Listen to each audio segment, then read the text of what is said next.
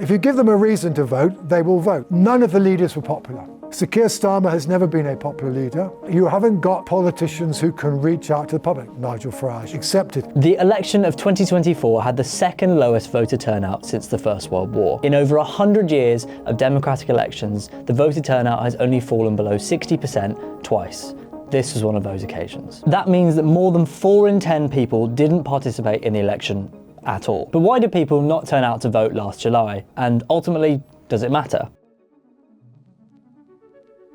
Elections with high turnout seem to have one thing in common: a sense of jeopardy that forces people to interact with them, a sense that something's at stake. If we take a look at the elections with the highest voting turnouts, we can see that moments of potential change seem to bring people out to the polls. In 1945, Britain emerged from the Second World War and voted for its first socialist government with a turnout of 72.3%.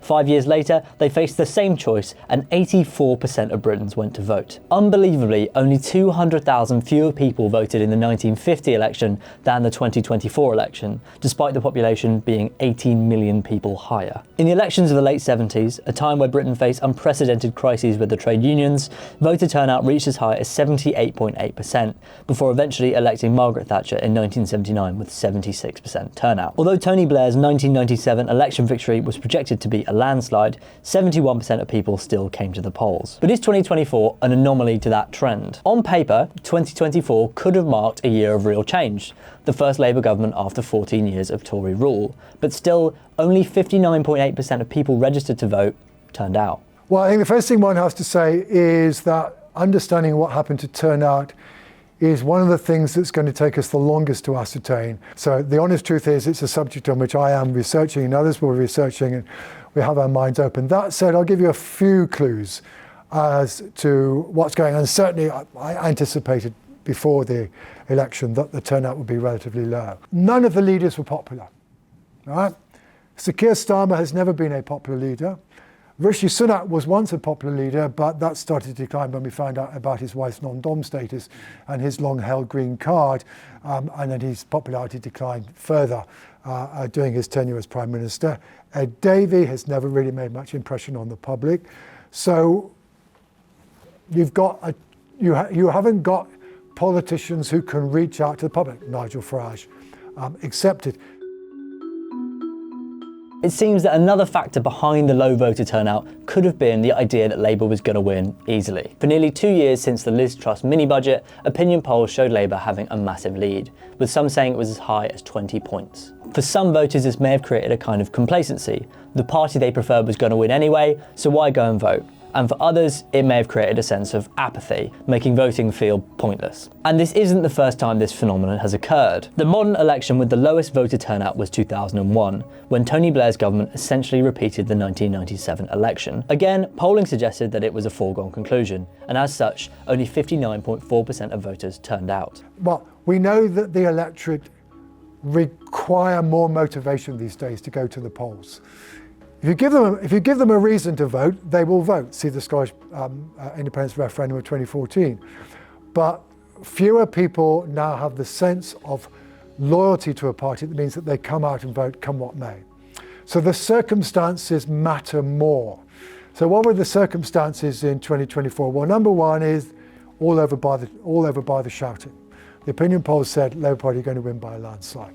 2, because Labour moving towards the centre, and the Conservatives, frankly, to some degree as well, there wasn't the kind of big divide between the parties that there was, for example, between Johnson and Corbyn in 2019. Voters probably picked up the fact that it doesn't really matter who wins. It won't necessarily make that much difference. For millions of people across the UK, 2024 was a very challenging year. People faced the familiar challenges of the cost of living crisis, something which has dogged the UK for roughly the last decade. But is it possible that anger over the state of people's lives impacted their votes? Research from the John Smith Centre found that voter turnout in the 30 most deprived constituencies in the UK dropped to just 48.2%, while in the 30 least deprived it rose to 70%. Their conclusion? That there's a direct correlation between poverty, opportunity, and political engagement. They argue that the last 5 years has disproportionately increased distrust in the political system from those most struggling. It's worth mentioning that factors like voter ID requirements and turnout amongst young people could have also played an impact on the overall turnout, but trends like this will take longer to decipher. Other logistical and bureaucratic barriers could also have played a role. And then we also know, although I don't think this is a principal factor, but it's an underlying thing, we know that levels of trust in politics are relatively low. Now, it's only people who feel really distrusting that are less likely to turn out and vote, but we do have rather more of them now than has previously been the case. So the circumstances of the election were one where, given the nature of the electorate now, the circumstances weren't helpful. The electorate need favourable circumstances to persuade to vote. They did not exist. Ergo, you get a low turnout. Now you might be watching this asking yourself, does this actually matter? We all know people who have no interest in politics, and for some, that's very likely to never change. But many people argue that low voter turnout is not just a statistic, that it has real-world consequences. It can create a negative cycle. If people don't vote, they may feel further disenfranchised and then again are less likely to vote. It might not be a coincidence that voter turnout has not been above 70% since 1997, and during this time things have been quite difficult for Britain. It also raises some more fundamental questions. Can a government claim to be truly representative when more than 4 in 10 people didn't vote at all? Now, there are some ways of fixing turnout. Australia has a system of compulsory voting, with possible fines issued for those who don't turn up, and they regularly have a turnout of around 90% in their elections. Other ideas include automatically registering all voters to the electoral register. It may be years before we know exactly what caused voter turnout to be so low in 2024, but we certainly have some clues as to what played a role. But it's not all doom and gloom. History shows that when people feel like their vote matters, they will show up. So if politicians really want a more engaged public, they may not need new voting laws, but they do need to give people a reason to care.